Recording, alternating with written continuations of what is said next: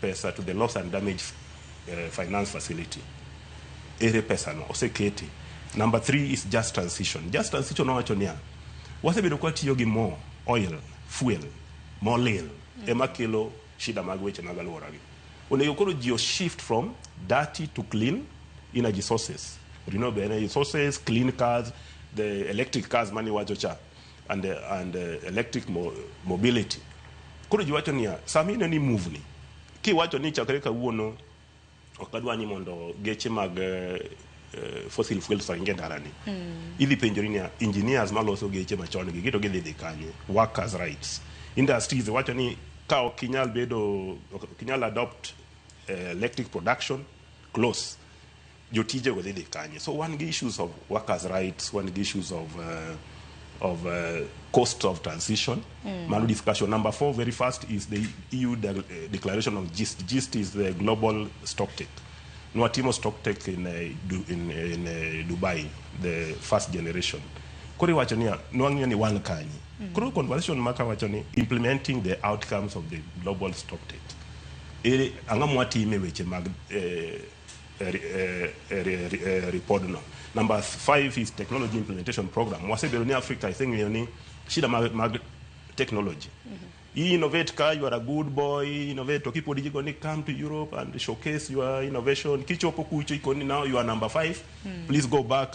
We are going to give number 1 seed money. Kapodi podicha, the company, the issues registered Europe. In money they present cha, you need to go no.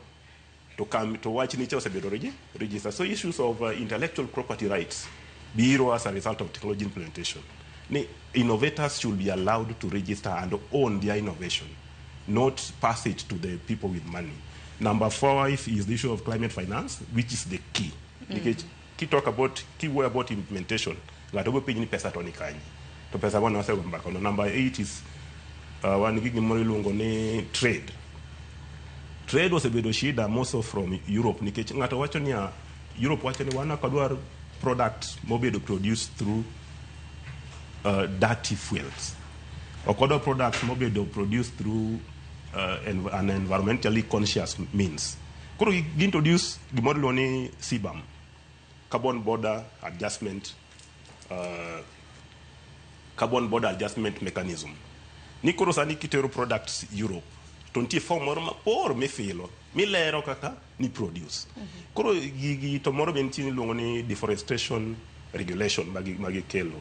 Koro gigi no kasa moro jomatemo export to Europe bedo gi shida from Africa. Nikech chike gi okoro se fwenye ni giwachi ni gitimi in the name of protecting their climate and environment. To se fwenye ni gitiyo gi gini mondo ginego godo weche mag ohala mawuok Africa kai. Koro mano be discussion mantiere gini. I thought the 8th one gi molil special need for Africa. Africa wacho ni wan gi shida wa. Moko nya bedo ni weche wa iwache galamoro.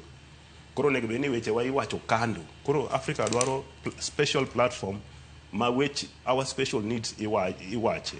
To shida mantie wache ni ka Africa ojitenga gi wache ni special need for African circumstances. We need special needs and special circumstances for Africa.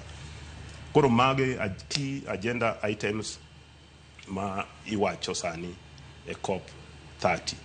To wase wacho ni it is an implementation COP. Koro gigi tete ng'iyo kaka koro ji dwa ti.